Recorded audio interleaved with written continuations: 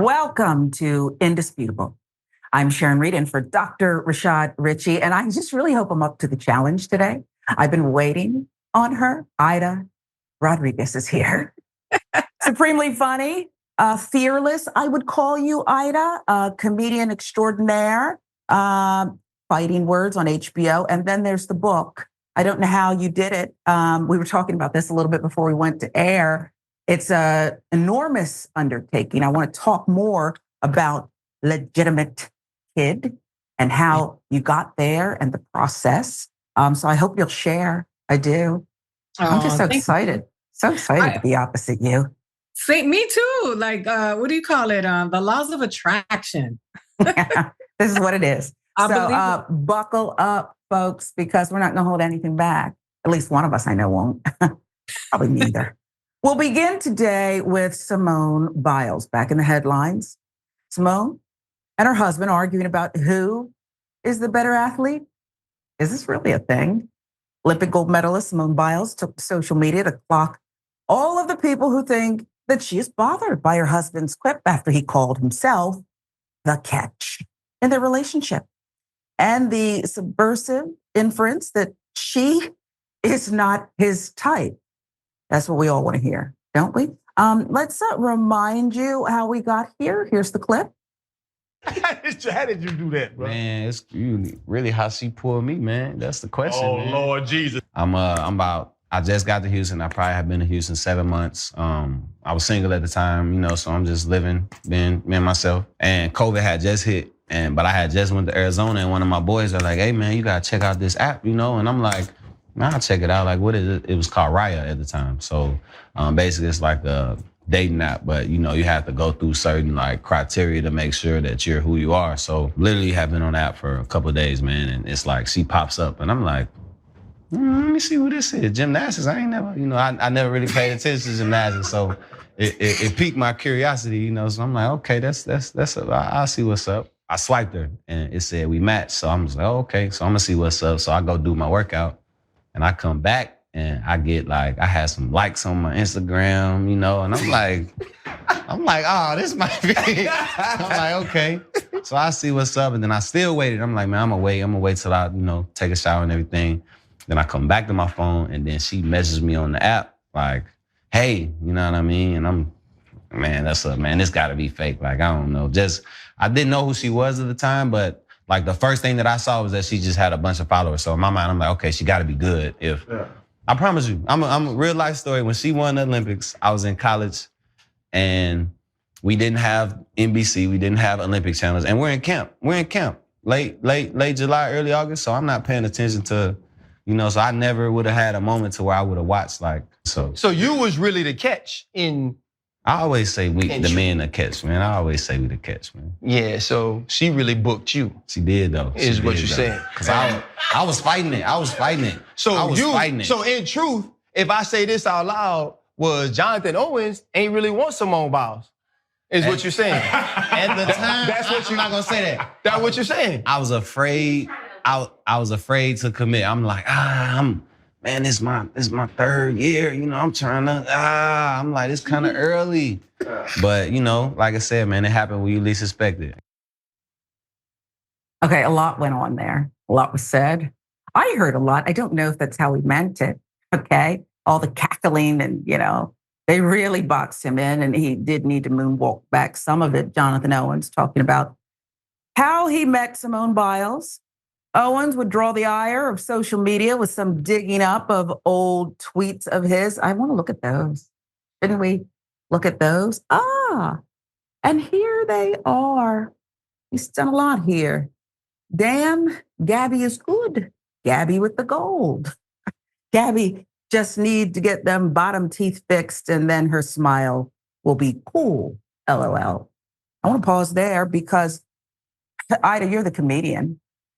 The jokes fell flat there for me. Okay, you're going after this other champion's appearances, but I'll let you weigh in and then we'll get to the rest of what he said. I'm on a different path in life right now, and I am definitely seeking peace in all things that I do. Beautiful. But I will warn these young people younger people. As a result of my own experience with social media, does not forget it is archival footage. And every time that you go on a public platform and you speak, it's going to live forever. Because if, they continue on with their marriage, which I hope they do, and they have children, your kids are going to see, that clip. And I just think, I do believe he got boxed in. It does feel kind of adolescent, the conversation. There's the looking for, everybody's always looking for the clips that are going to go viral. They got it. But I can't help but to wonder, because for us, it's a topic of discussion and for us to weigh in, but that's their real lives. That's an actual couple that's married, that's newlywed, under the microscope already. And so I can't help but to wonder what home feels like. And I hope it feels good. I hope she rushed it because she knows who she is, as she said she does. But I'm just like, you just got to be careful when you're running your mouth on these platforms, because they will come back to bite you. And if you say, I don't know, I never wore yellow before, guess what? They're going to find 15 pictures of you wearing yellow. Yeah. There's nothing better to do. And that's what they'll do. And I think what you're saying is, number one, we don't know if this will age well. I think the odds are probably against that. What will the future children say? But also, you don't have to answer every question that's posed to you. And maybe relationships, particularly when you're two notable people, think about making those questions off limits.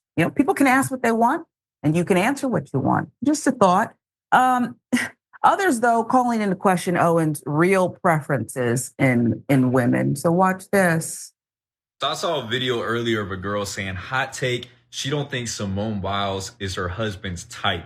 And I agree. A lot of people are up in arms about the things he said, but I don't think anything he said is necessarily wrong on paper. He's the catch. She pursued him. He had to resist committing to her. None of those things are inherently wrong, especially if they're true, which it seems to be they are. But those aren't things you say about somebody you're head over heels attracted to, right? That's something you say about someone who had to grow on you for one reason or another, whether that's personality or something else. And then I scrolled through the comments and saw a dude played in the NFL, and then I clocked the situation immediately, because unfortunately it's a stereotype, but the stereotype rings true. Anytime there's a ball player, whether that's NFL, MLB, NBA, especially the NBA, all the players' girls look identical, bro. They all look like that Kardashian type, big lip, BBL, Fashion Nova model look, right? And if they don't look like that, typically they fall in one or two categories: high school sweetheart or very rich and famous. Anyways, the point is, rarely are people the exception to the norm. And sure enough,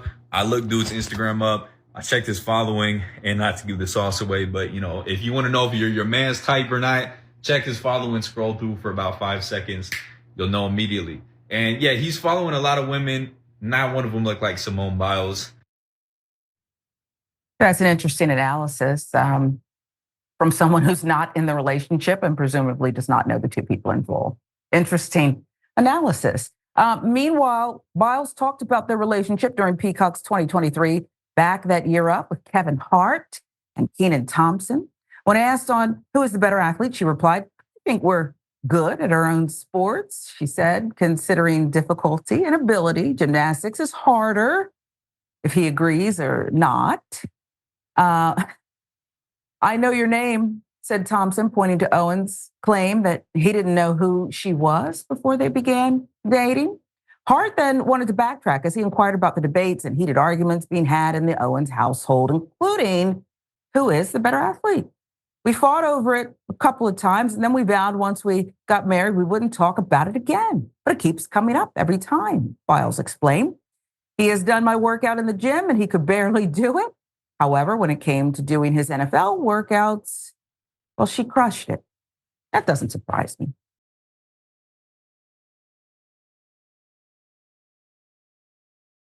In terms of accomplishments in their respective sports, it's really not a fair comparison, right? Despite all the online chatter about her relationship with her husband, Biles appeared to be unbothered by it all. She is who she is.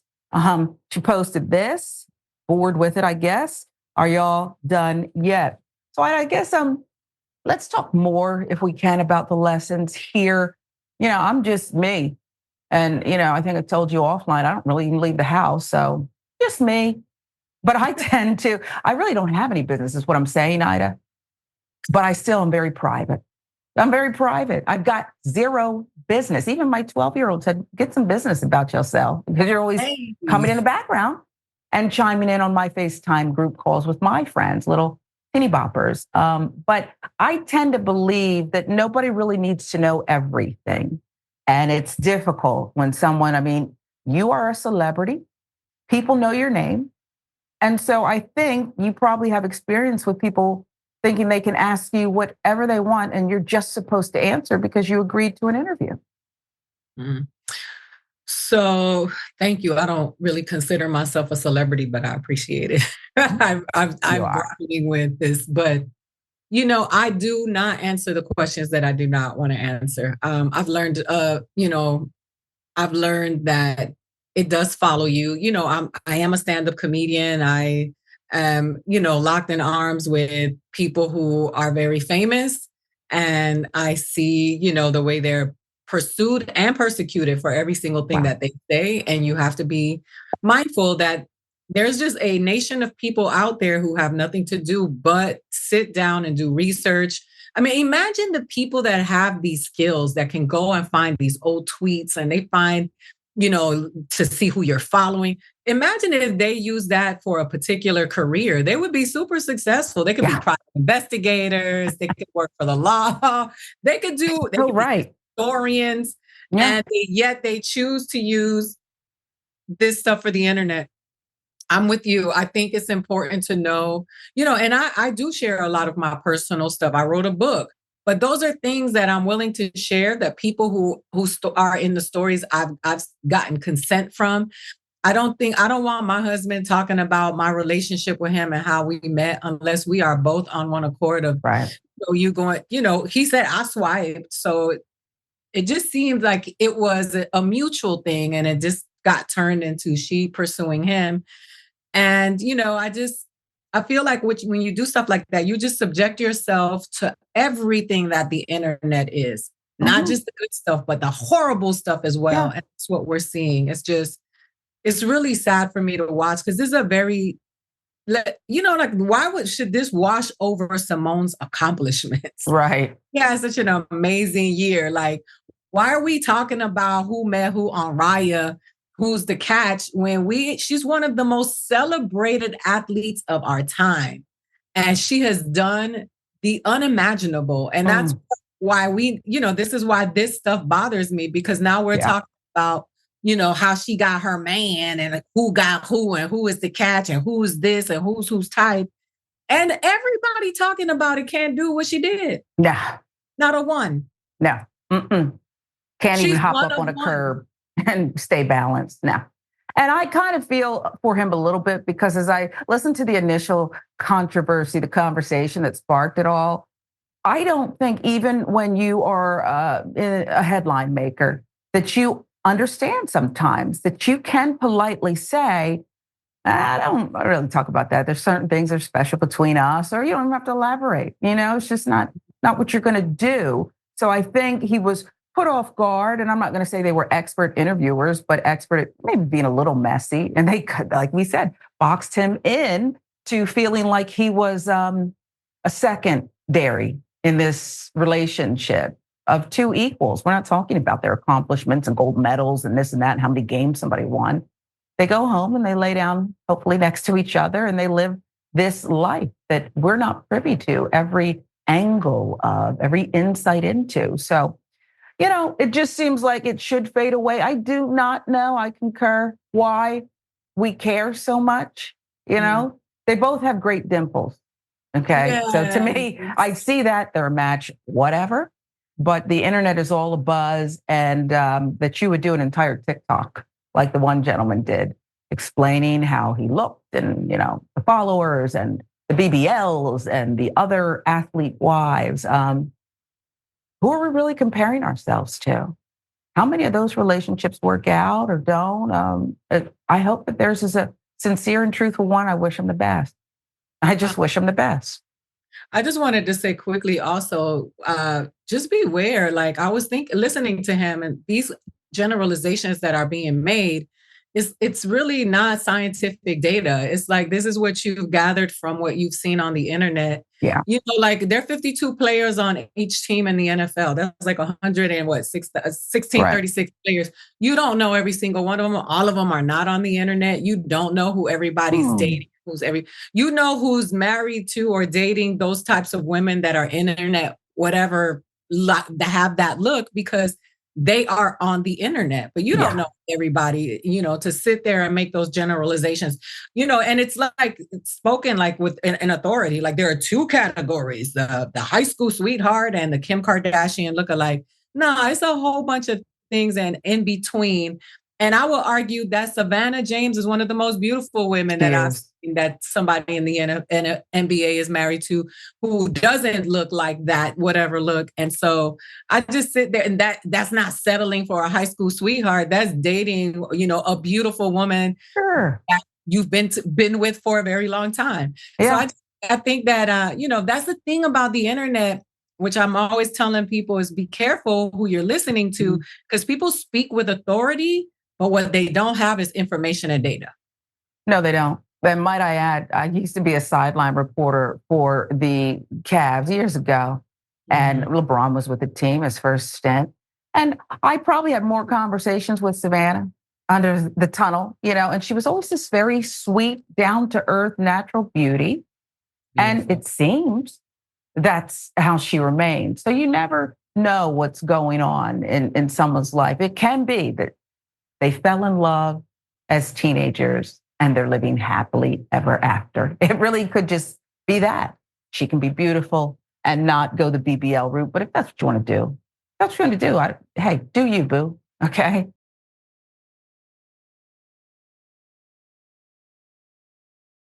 Kevin Hart. Again, it seems that you perhaps think you can do whatever you want to someone, particularly comedians. Okay, particularly comedians. Kevin Hart is suing a familiar YouTuber, Tasha K, at it again, perhaps suing her for defamation.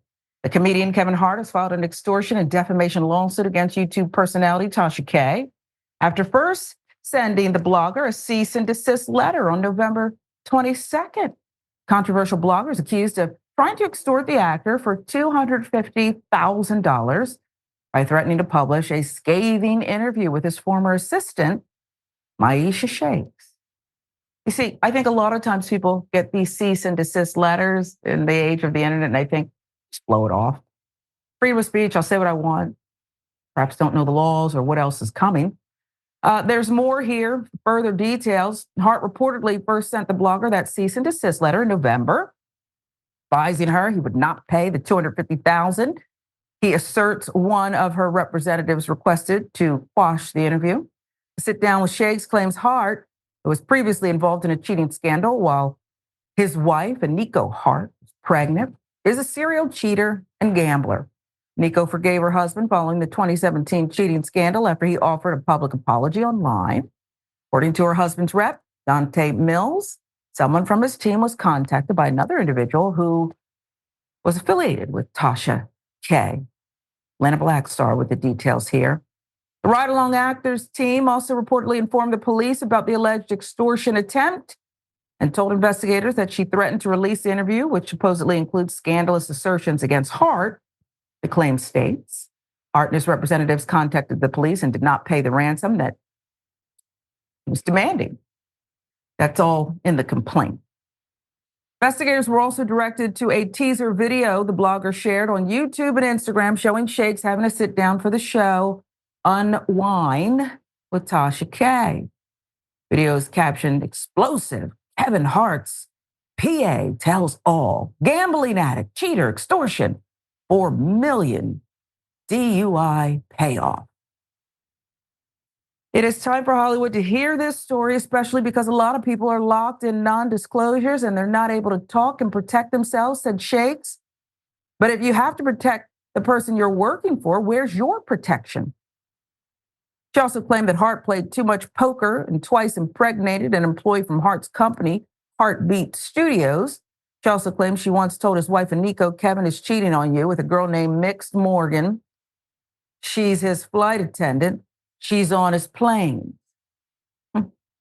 Hart is also suing Shakes for breach of contract defamation after she signed a confidentiality agreement in 2017 and again in 2020 in exchange for $30,000 a year for 3 years. The suit states that her interview breached that contract due to false and defamatory statements regarding Hart and certain legal disputes in which he had been involved.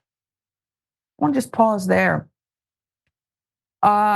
I tend not to like non-disclosures when you have a ton of victims, but I'm still looking for the part where the assistant, even in her allegations, which are, up in the air and he says are false, where do they involve you not being protected? Why do you have to tell these stories that we don't even know are true and are said to be defamatory, false? I'm still waiting for it. Perhaps we'll get to that part.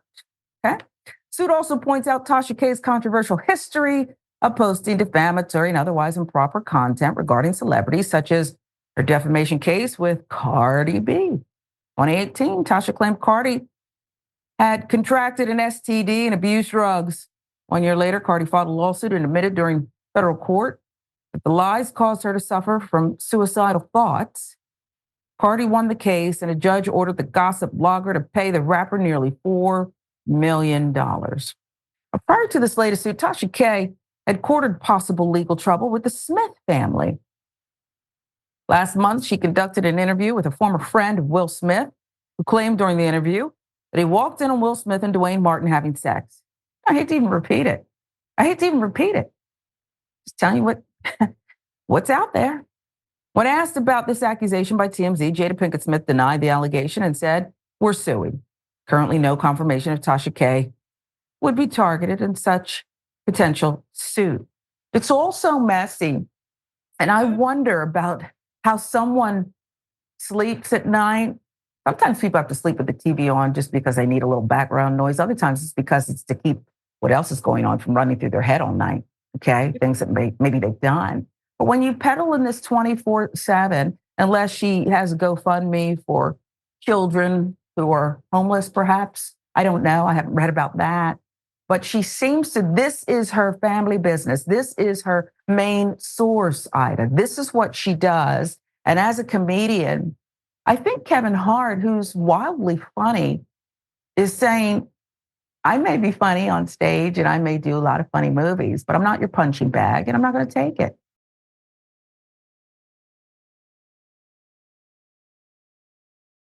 Well, your voice is so soothing. I put you to sleep is what you're really saying. And it's okay. Nah, not at all. You made me calm because usually I come out. But what I will say is, first of all, Kevin Hart is someone who's employed me and created opportunities for me beyond. I went to the JFL competition in Montreal because Kevin Hart decided to create a space for comedians of color who I historically don't really get invited much in numbers, or, he made it so that we could go, and he created an opportunity for us to go there. I know that everyone who works with Kevin is a millionaire because his squad he's taken care of. They in terms of he's created opportunities and paved the way for a lot of people. He's still a human being, right? And when I hear these stories, like the one about Kevin and the one about Cardi, why are comedians and entertainers being held to a higher standard than even public officials? You have a president who has multiple children from multiple women, who is on trial right now for criminal offenses, who tried to take the country and deliver an insurrection, and instigated an insurrection. And we're worried about what Kevin Hart is doing. Mind you, everybody who's consuming this has probably experienced any of these things. Whether Cardi B had an STI or whether she, Kevin drank and drove, not anything that's ideal, but everything that is human and almost most people can relate to is headlines. And that someone uses that and weaponizes it is so disheartening. It's like, use your powers for good and not evil. Like, what kind of legacy do you want to leave behind? Yeah. When you sign a contract too, Aida, I'm sorry if I interrupted, When do people anymore just abide by the terms? I guess if you're my sister and my husband's cheating on me, again, I don't even know if this is true. You jump in the elevator and you beat him up. That's what you do, Solange. Thank you, Solange. Okay. And if you're Beyonce, you just stand there and you look beautiful. And my sister's got me. But if you're my husband's assistant, I don't know why you're involving yourself in our relationship, even if there's something salacious or dirty going on. But I don't have a husband, so I don't care. They've got to decide who they are as a couple and what they want to do, and they don't even have to explain it to me. Who am I? I don't understand why the assistant's saying, this has to be known. Huh? You know why? Because not everybody, but so many people really want to be famous. That part. They don't want to be good. They don't want to be great. They don't want to put in the work. They want to do a beeline straight to the top and be trending. They want endorsement deals. They want to be able to buy whatever they want. They want to be able to live the life of the people that they see on television without knowing the blood, sweat, and tears that goes into it. Kevin Hart worked at a Payless shoe store before, and worked in stand-up for 17 years before he became an overnight success. So it's very, I just think it's just very much people they want the attention. It's like an illness now. It's like people seek fame and popularity at any cost. And it's just because they want to be known. And that the thing is that how many of these stories have you seen? You get it for a few minutes, and then the next story comes over. We move over to the next cycle. And now you in court dealing with a lawsuit, trying to figure out how you're going to pay this money. And everybody else has moved on. Nobody cares anymore. Reebok is not going to call you and say, hey, we're going to create a shoe about you because you snitched on Salma Hayek. It doesn't happen like that. And Kevin Hart's still going to be working with Will Packer on hit movies, and he's still going to have specials. Okay, he'll join you on HBO and other projects. And the sad part, I'll button it with this, is you described a man who wanted to share the wealth, right? He wanted to create opportunities. And I believe if you're invited into his inner circle, right? If you are connected to him, employed by him, he probably would have helped her reach her dreams, honestly. You worked very hard. So if he just said, here's an opportunity, but you didn't have the talent, you didn't have the gifts, you didn't have the work ethic, it's not going to work out. But if she really came to him purely and said, hey, I'm your assistant, I'm going to do a great job, one day he probably would have said, well, what's your goal? He probably would have helped her. I don't know if you do, but that's the sense I get. Give you the last word. I believe that you get what you put out there. And, the reality of it is that everybody is trying to make it. And with their mental health, if you have a family, whether you have $10 million in the bank or you have $10 in the bank, it doesn't exempt you from being a father, a husband, children. Mm-hmm. Kevin has children. Yeah. You know what I mean? Like everybody has children. And that's not to say, oh, we feel sorry for the poor millionaire, because that's where we are now. Like there is no nuance. Two things can't be true at the same time anymore, because it's either one thing or the other.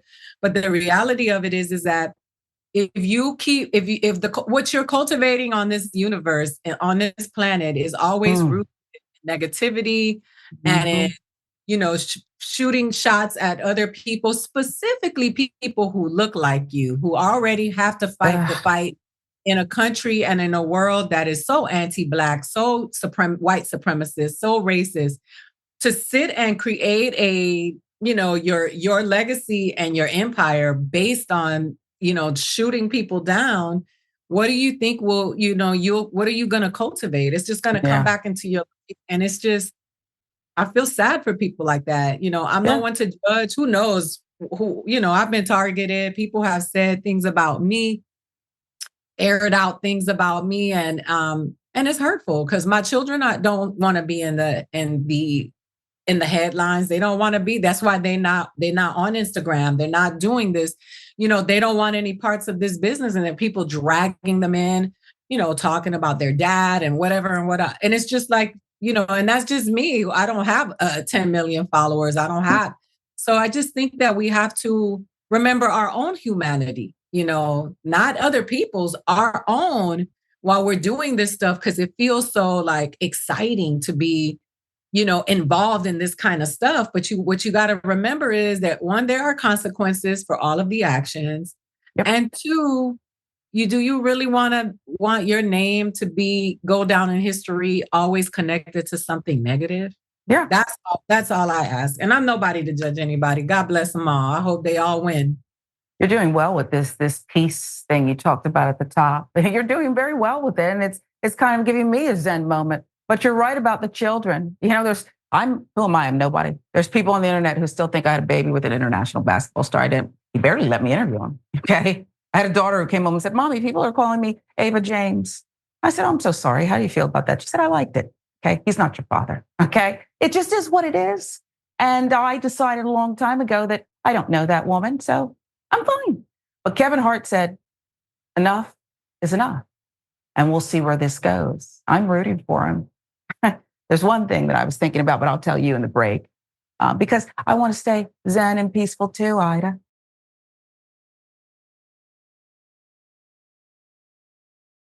I wish a Karen would.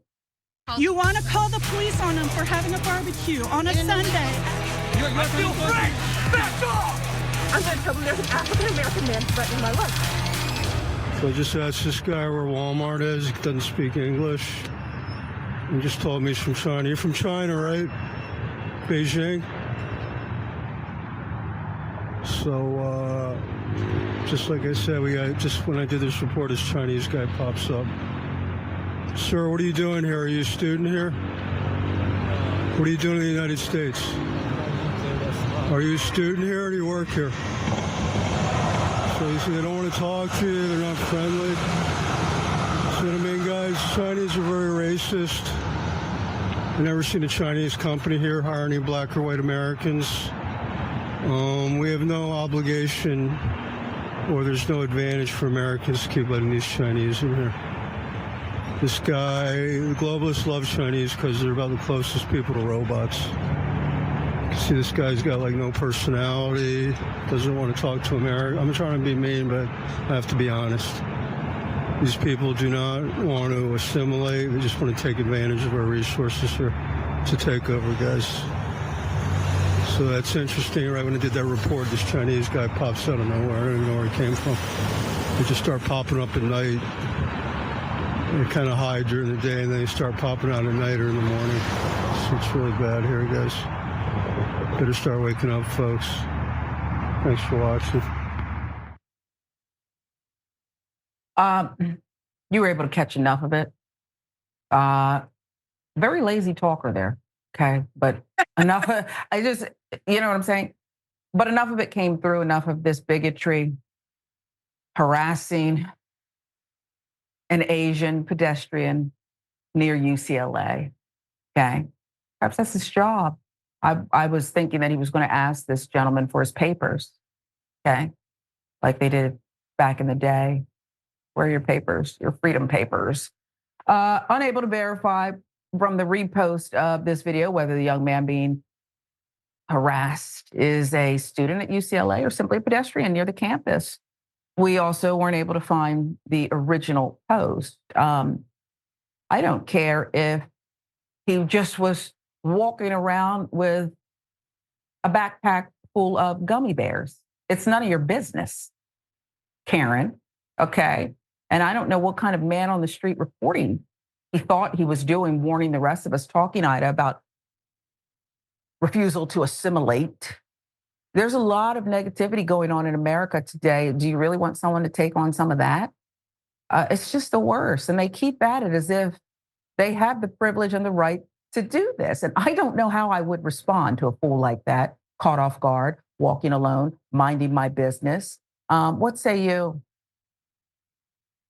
So for someone who is vehemently opposed to assimilation, I will say, first of all, listening to this man, there are two things that I think about. One, how bad the education system is in this country. Oh my goodness, sure. Because who is he reporting to? Like his 13 followers on Facebook? Like who is this for? Secondly, the lot of information that these people are operating from is really scary and sad. The fact that I thought that video was somewhere else in the country. I did not know that was CLA, but that just lets people know that California is not the, utopia that a lot of people like to paint it out to be, that are out here, this liberal haven of people who are accepting and, whatever. It just sounds crazy. But the fact that, people are out here risking it all because they don't know who's on the other side of the camera is just amazing to me. Because yes, he doesn't sound like he's well. That sounds like somebody who's mentally ill to me. Also, somebody who has no idea what's going on in the world, talking about Chinese Americans in a way that first he called them a robot. And the closest thing to a robot.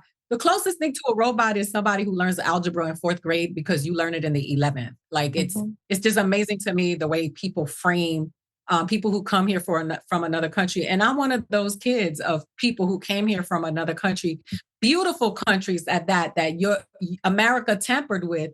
And if y'all would have left us alone, we wouldn't be here. Because we would want to leave our paradise to come here and be mistreated and subjugated. Like you talk about people from Africa, the ones who got kidnapped and brought here against their will. Had y'all not been over there messing with them, they would have been over there thriving on the beautiful continent that's constantly being poached for the people, the animals, the resources, the land, every single thing you can think of. So when I hear these people talking, these ignorant people talking, and I hope, that some of y'all may be listening so you'll understand that no, we don't want to assimilate into a culture of coldness and individualism where we don't respect our elders and we don't treat our children the way they're supposed to be treated, where we don't value our customs and our religion and our faith and where we come from. No, we don't want to assimilate into this coldness, mistreatment of others. We don't want to assimilate. We bring it here and make this better. And then you guys have your Taco Tuesdays and your Cinco de Mayo, and you want to wear dashikis on Juneteenth because you are fascinated by our cultures as well. So no, we don't want to assimilate. And thank you for the, it's just amazing to me, the fact that someone feels that has that much audacity to be able walk up to somebody. One day you're going to walk up on the right person and that person is going to show you how much they are not assimilated. You got to keep if that's how you're feeling and you're entitled to your feelings, go home.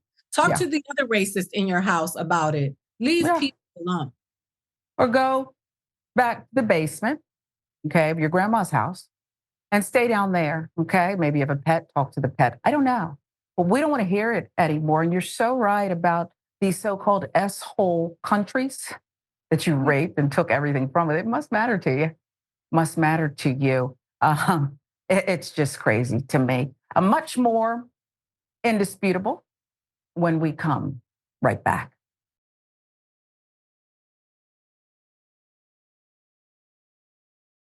Welcome back to Indisputable. Sharon Reed in for Dr. Rashad Ritchie. Aida Rodriguez is our special guest co-host today.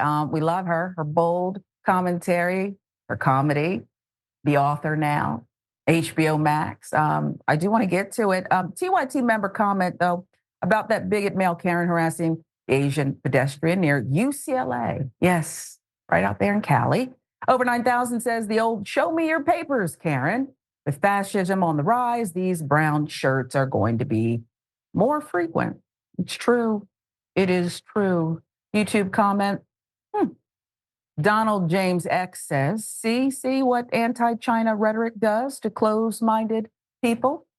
It doesn't take much to incite certain people who choose to stay away from the banned books, that crowd, who choose just to consume whatever garbage is spewed out there. It's true. Got to get an update on this story now because we brought it to you right here on Indisputable. AMC kicks Bishop Barber out of the Color Purple screening. That's the movie the bishop went to see and was told, you're out of here. Let's give you the video because they didn't just kick him out. The police were called. I want to take you out.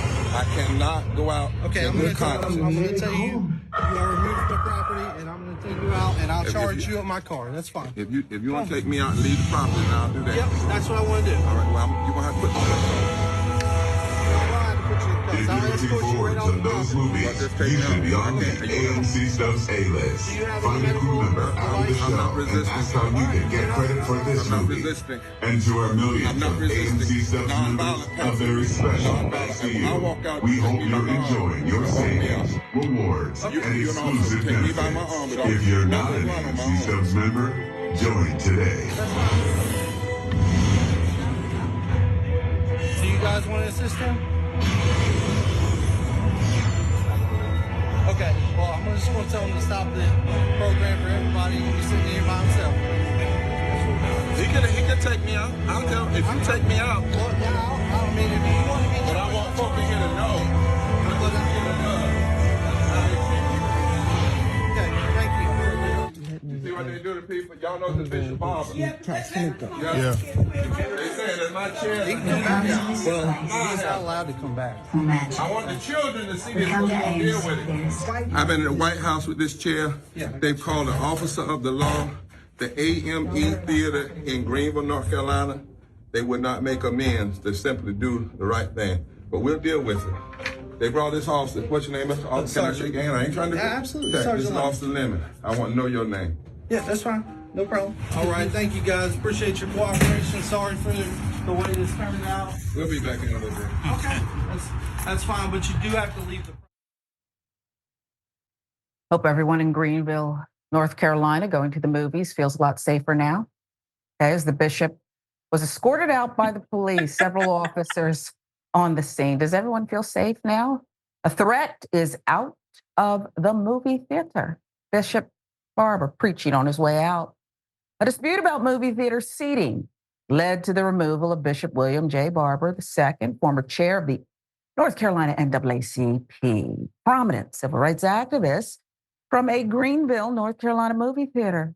The incident happened Tuesday afternoon when Bishop Barber went to the AMC Fire Tower 12 Theater to see a much heralded The Color Purple. Who did he take as his date? His 90-year-old mother. Okay? You happy? You proud? As ABC 11 reports, Barber uses 2 canes due to difficulty walking and sitting in certain chairs because of a form of arthritis he has, which causes inflammation in the joints and ligaments of the spine. Bishop usually takes his own chair, which resembles a bar chair, to public events.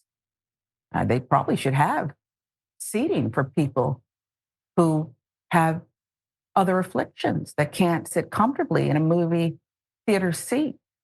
Okay? They probably should have something for someone who, I don't know, colors outside the lines because of a physical ailment. It's my thought. Just my thought. That's what he did Tuesday, setting it up in the theater's section designated for people with disabilities. However, he claims he was told that was not allowed. Eventually, conversations between Barber and a theater staffer escalated. Greenville police were called. I wonder if they had the sirens going, lights flashing when they pulled up to this amazing threat.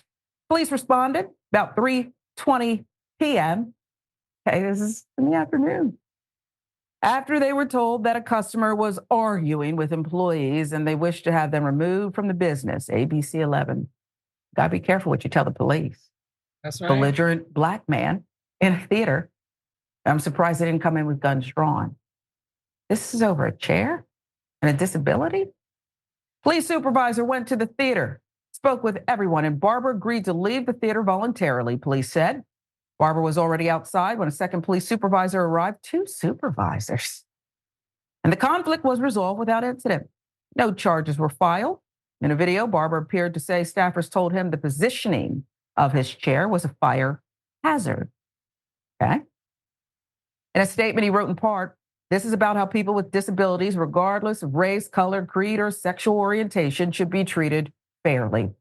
With all the issues and real battles going on in the world, for managers of a theater to decide they can't accommodate you and would rather remove you from a theater is absurd, which is why I prayed for them.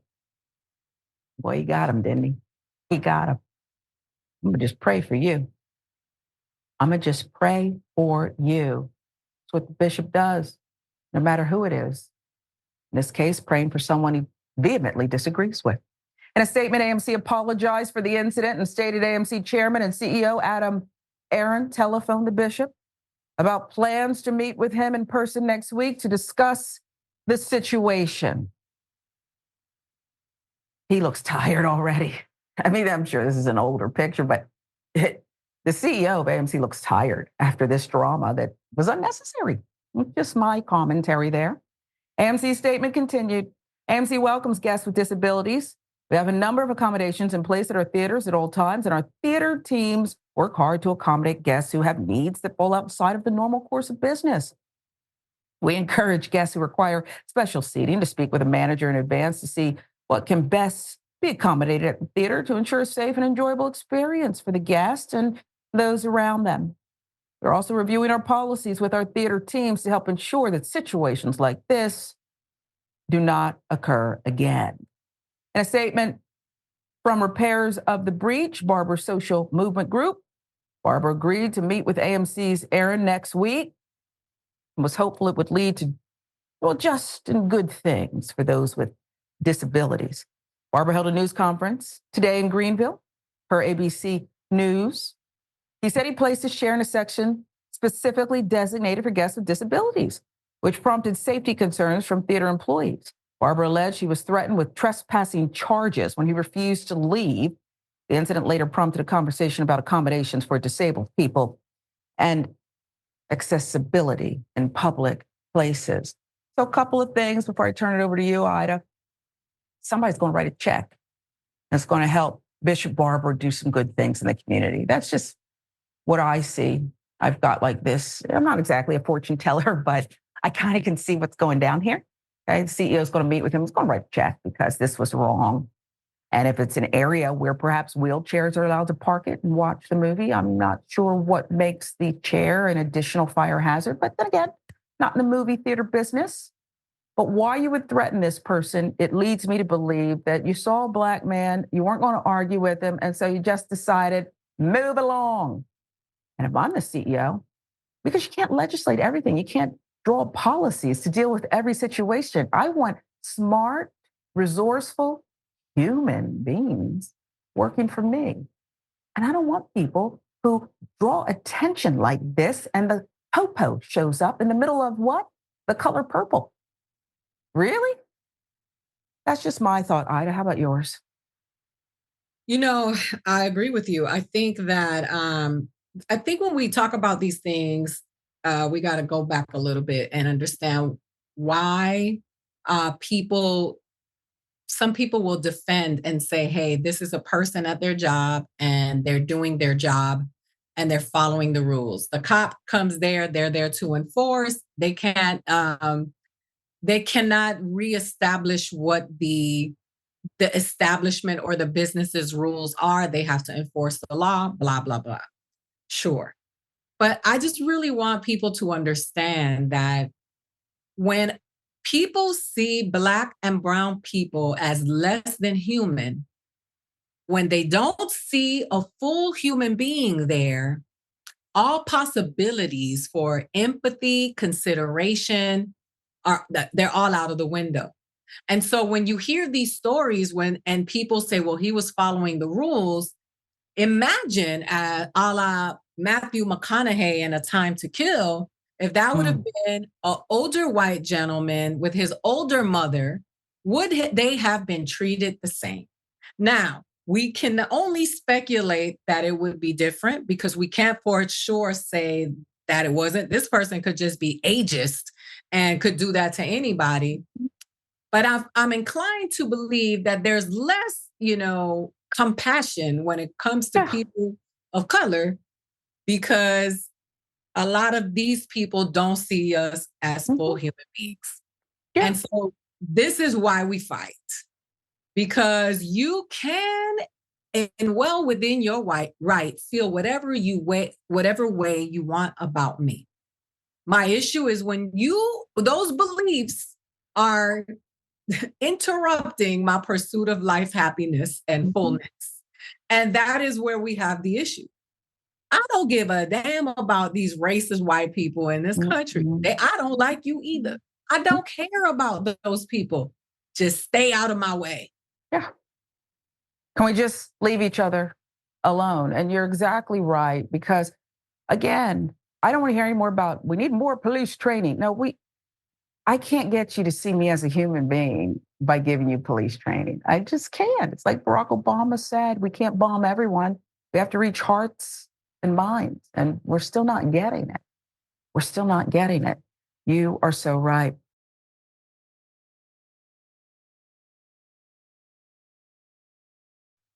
A 6-year-old child on Spirit Airlines. Must have been a little scary, But hey, I'm on the plane. Problem is, it was the wrong plane, Spirit. You put the child on the wrong plane, age 6.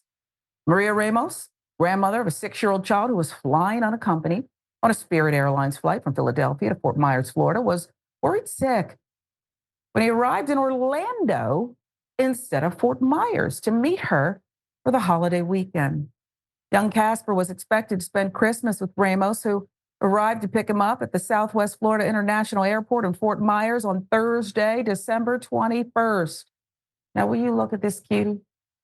I cannot. I love him. I love him.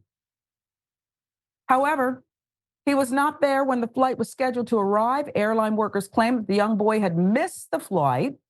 The grandmother was confident he had been placed on a plane since she possessed a check-in tag from the Philadelphia International Airport and a black star with the details. I ran inside the plane to the flight attendant and I asked her, "Where's my grandson?"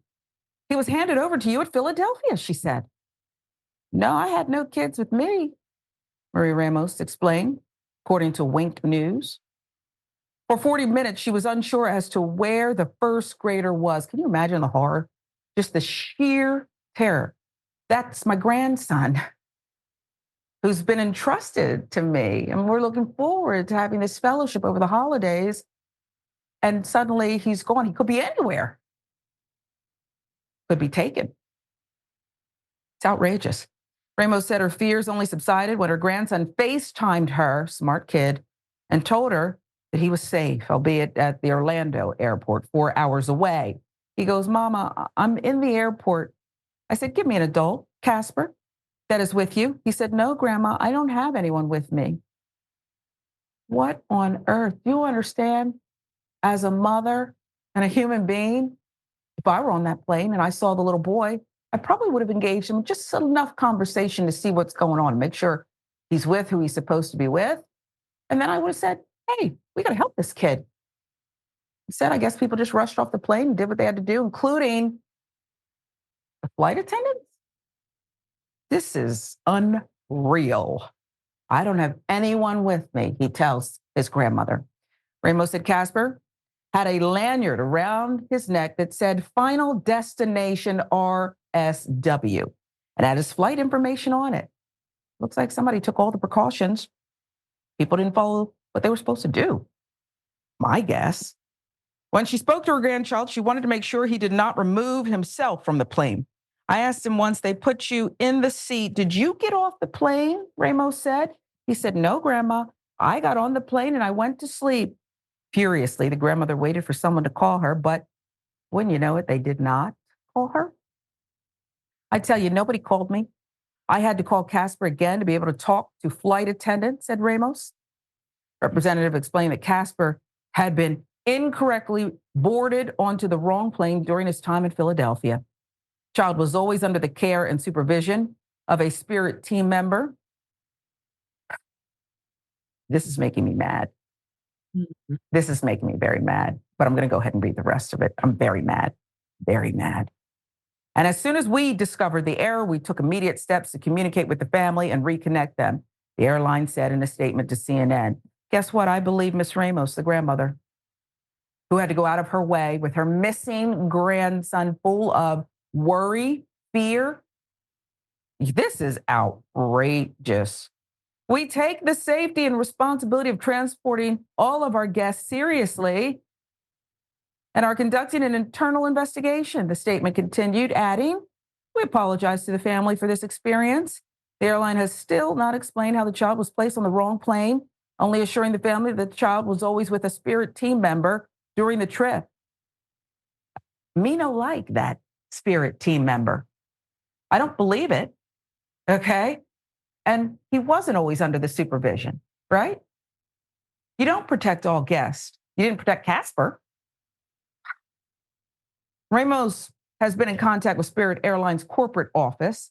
They've offered to reimburse her for the drive to pick up her grandchild. However, the gas and toll fees are not enough for the grandmother. She wants answers.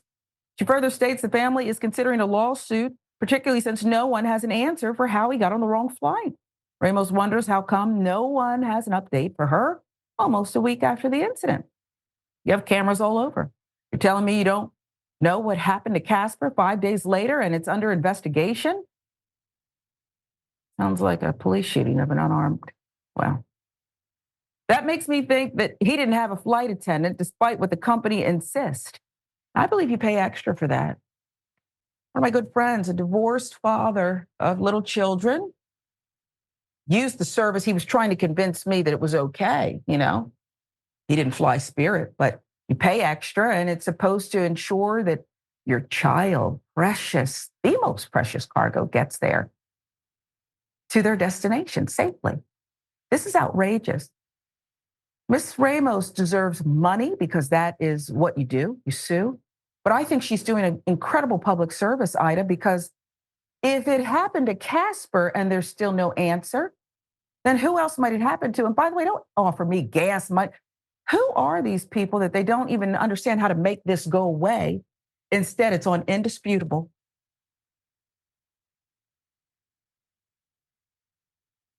So a couple of things. The last time I flew Spirit Airlines, which I think I've flown Spirit Airlines twice because I fly to Atlantic City and I don't think I can't fly directly into there. But anyway, one of my good friends, Ruben Paul, one of my closest friends, drove me to the airport. And when I got off the plane, he yelled out of the window, "Don't forget to give the captain some gas money," right? So I'm embarrassed. Everybody around me is laughing because he's like, she's going into Spirit Airlines. Well, now I say that to say, I can't tell you how many comedians have jokes about Spirit Airlines. You know, Black Twitter has a section, all the fights that happen on Spirit Airlines. You would think that somebody in PR or somebody in the corporate office would say, we got a lot of bad. This is like every time we see a fight, we see it on Instagram. Yeah. You would think that those people would be like, we got to clean this up. This is unacceptable. You know, the metal trays on the airplane look like they're trays that you saw on Prison Break on television. You know, the chairs don't recline. We get it. You pay less because it's the pay less of flights of airlines, but it still has a standard of quality that it should meet because you are flying in the air with human beings on it. Customer service still needs to operate like customer service. Whether we shop at Gucci or we're shopping at Target, people still have to show up and provide a service. So I don't understand why Spirit Airlines is okay with being out into the world, being janky. And now you know, that little boy being lost is the best thing that could have happened. In Florida, in Orlando, human trafficking at airports is out of this world. Oh, she shouldn't be contemplating suing. She should absolutely sue. Oh my God. You know what I mean? Like, I don't understand why anyone would think that it is okay to lose a little kid. And then, we found him. It's all good. Yeah. How cavalier. They were so cavalier about it. Him should be fired. Yeah. Just like the person at AMC Theater should be fired. These are people that are going to cost you money. Yep. They are not good for business. And this is unacceptable on the greatest level.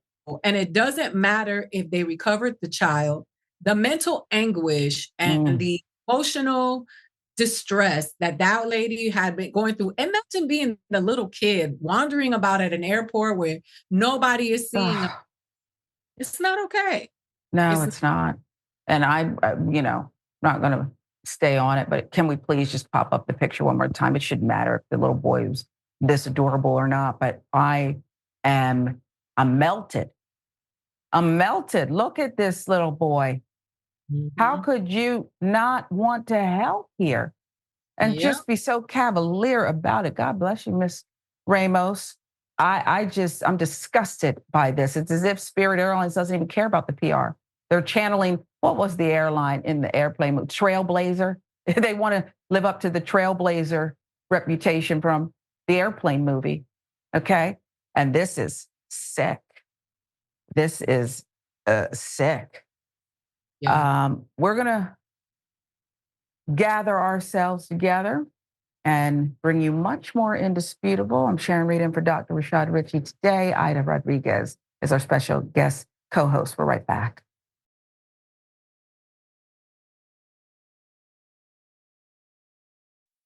Welcome back to Indisputable. Sharon Reed alongside Aida Rodriguez. Doc has earned the day off, so we are holding down the ship for him.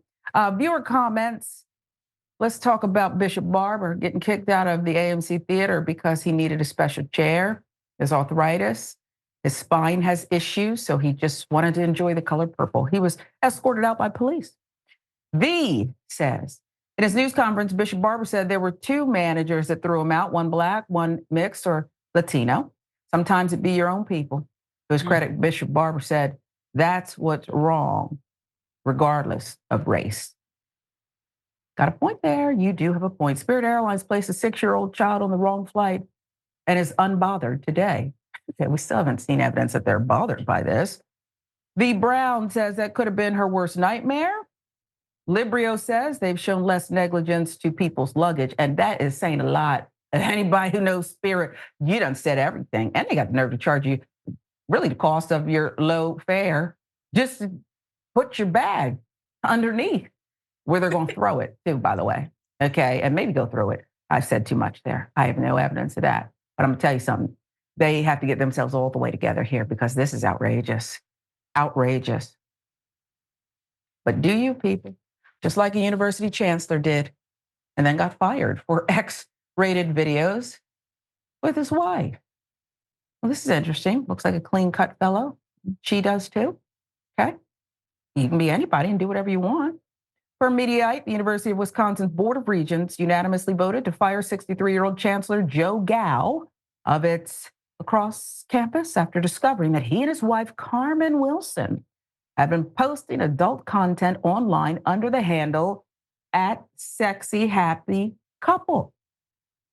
Sometimes featured porn stars. University of Wisconsin lacrosse chancellor was terminated for this. Okay? Terminated on Wednesday for actions the president called abhorrent. I mean, well, what in particular was so abhorrent? I don't know. I didn't see it. Universities of Wisconsin President Jay Rothman said, quote, in recent days, we learned of specific conduct by Dr. Gao that has subjected the university to significant reputational harm. His actions were abhorrent, adding the university has hired an outside law firm to investigate further. In an email to the Associated Press, Rothman said he also wants Gao stripped, I wouldn't use that word, of his tenure. Meanwhile, according to the Daily Beast, Gao says education officials overreacted and he may file a First Amendment lawsuit. Some people go off on a trip and play golf. We go off on a trip to Los Angeles, Las Vegas, or Phoenix and shoot our show. Joe Gao, former chancellor of the University of Wisconsin lacrosse, told the Wisconsin State Journal. Daily Beast with statements. As the Daily Beast notes, Gao has been making X-rated content with his wife for almost a decade, but it wasn't until he started posting the videos in the last few months that his secret side hustle, which included explicit and accounts to pseudonym books and a series of vegan cooking videos with adult film stars, became known. Someone tipped off the university system and the Board of Regents moved quickly to terminate him just months before he was scheduled to step down and transition back to life as a professor. Well, I have questions about how they found out, who was on the site, who was following it, who was looking for this content. Okay. If you're going to do the witch hunt, do the whole thing. Keep going with it. My wife and I live in a country where we have a First Amendment, he added. We're dealing with consensual adult sexuality. The regents are overreacting. They're certainly not adhering to their own commitment to free speech or the First Amendment. Gal said he was denied due process and that he is contemplating legal action. I wish I would have had the opportunity to have a hearing when reasonable people understand that my wife and I are creating. It calms them down, he said. Gal told the Milwaukee Journal-Sentinel the creation of books and videos exploring consensual adult sexuality falls within his right to free speech under the First Amendment. Said he previously hid this part of his life, but made a recent decision to reverse course and be a little more open about these free speech issues. Yes, Milwaukee Journal-Sentinel. Nothing said about the University of Wisconsin. There's nothing said about the chancellor on the videos, he said, after his firing. So someone else would have to make those associations, and then someone would have to say those are problematic.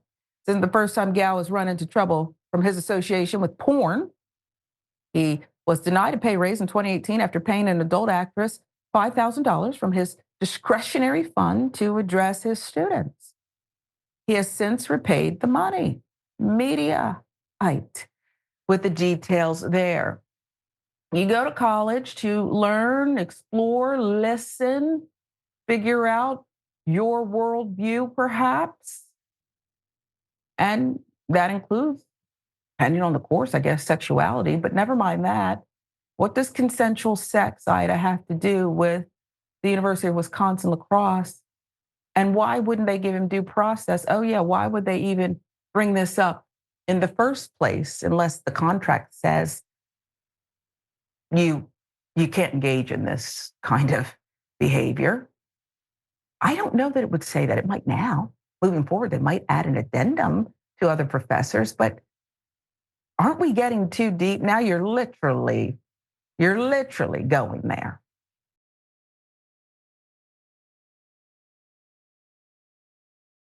First of all, this is the funniest story. I'm glad that we're ending with this one. I laughed so hard. Vegan cooking, yo. This is interesting. I just put the two together. Yeah. But I think he should definitely sue. I think he should get his $5,000 back. Yeah. This continuously perpetuates the fact that sex workers are not real workers, and you can learn lessons from anybody. Also, this is a married couple. This is their preference. What are y'all doing? You know what? Let me tell you something. The reason why I don't know who is on OnlyFans is because I don't have an OnlyFans account. The reason why I don't know who's on Pornhub is because I'm not on Pornhub. So I would just say, who is searching, who's already doing the porn? All this purity stuff, this puritanical, oppression, it causes people to be even more sexually frustrated, and it breeds a lot of horrible things into the universe. Yeah. The thing is that this man and his wife they got their preferences and they do their thing, and that ain't none of y'all business. And if y'all going around fishing around on Pornhub, y'all wouldn't know about it. Let that man live. I like Joe. I'm gonna give me a shirt that says Joe and it's vegan. Yes. It's creating incredible content. At the chancellor, and I saw his picture, and I could see the frustration on his face.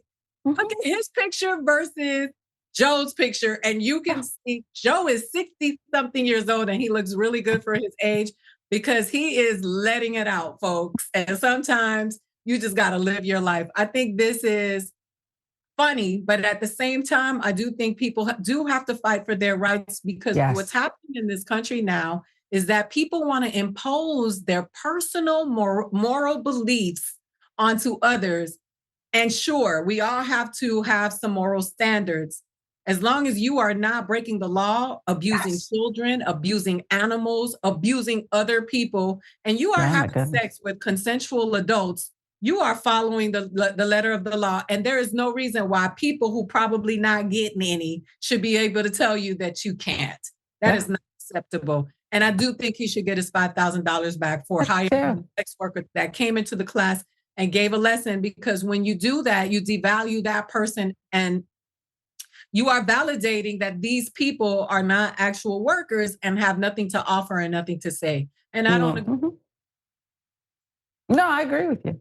And the fact that it seems like you're policing women who have control over, just because you don't agree with it, you're policing women who have control over their bodies and want to be entrepreneurs a lot of times. It's not right. I agree with you. The $5,000, that was his to use and bring in a guest speaker.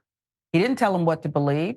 He exposed them to someone in the industry, and he had to pay the money back. And I think you're right. It's a lesson I learned in college. I used to be different. Not that much is going on in my life now, but I would complain. My roommates up partying, smoking weed all night, men coming in and out. And I'd give them a piece of my mind, and they'd say, shut up, Reed. Okay, maybe you need to. And I said, looking back, I could have had a lot more fun and would have been a lot less annoying to them. So the lesson is live and let live. Okay. But it's a slippery slope, is it not, Ida? Particularly on these college campuses where who decides? That's why I do want to know, perhaps being the investigative journalist that I am, I have that in my background, what exactly in the conduct, what exactly was posted that was abhorrent? That's the word the chancellor used. Well, now I'm curious. You, perhaps, Chancellor, have brought this this spotlight, if you will, on the university by making it such a big deal. We wouldn't be talking about it on Indisputable if they'd left the man alone. I'll give you the last word. My last word here is live and let live. A lot of the stories that we covered today are people minding other people's business. Wow.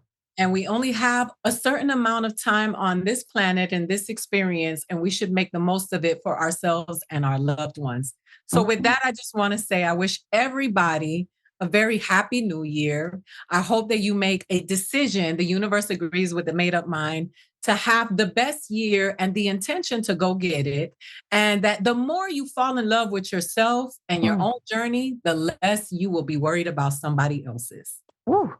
Signing off, Aida Rodriguez. Happy New Year. Thank you so much, everyone at TYT, for always supporting me.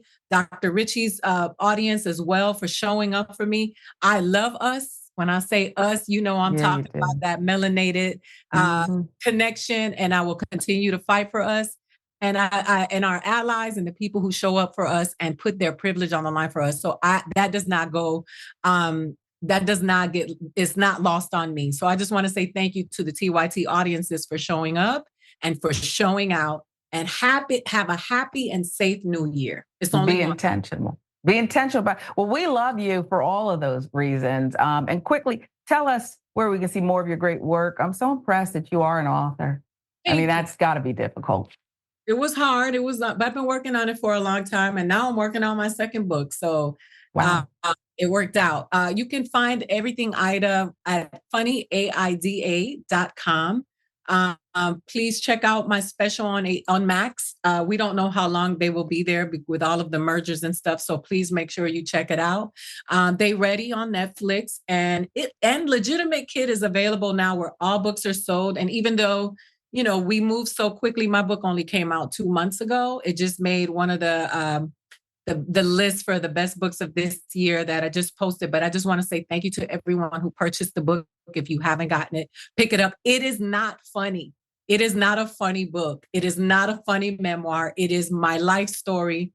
People are on Goodreads. The bad reviews that I'm getting is that the book isn't as funny as they thought it was going to be. I'm so sorry that some of the marketing has been misguiding. The book was not written to be funny. I'm just an author here. So please check it out. And if you are, and you have, go to Amazon and please give me a review, and Goodreads. Those do matter. And Happy New Year. Enough about me. I love y'all. Thank you so much. We love you too. I'm going to get the book. And then you got to promise me something. I hate to be a fan, but when we do meet in person, I do want you to sign it. And I'll give you a good review because I already know. It's inspirational. Just put under that. You send me an address, DM me your address because I follow you, and I'll send you a book. I appreciate you so much. Aida Rodriguez, we love you. Thanks, Doc, for letting us just helm the show for you this last show of the year. This is Indisputable. We hope you'll continue to follow us and stay loyal.